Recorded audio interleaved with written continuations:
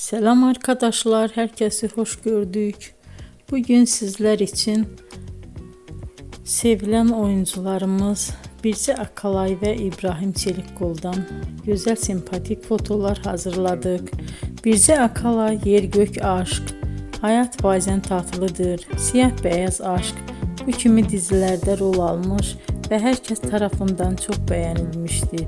Biz de sizler için onların sempatik karelerini hazırladık. Yeni videolar görmek istiyorsanız kanalımıza abone olup bol bol yorum yazmayı, sona kadar izlemeyi unutmayın. Bizden bu kadar. Hoşça kalın.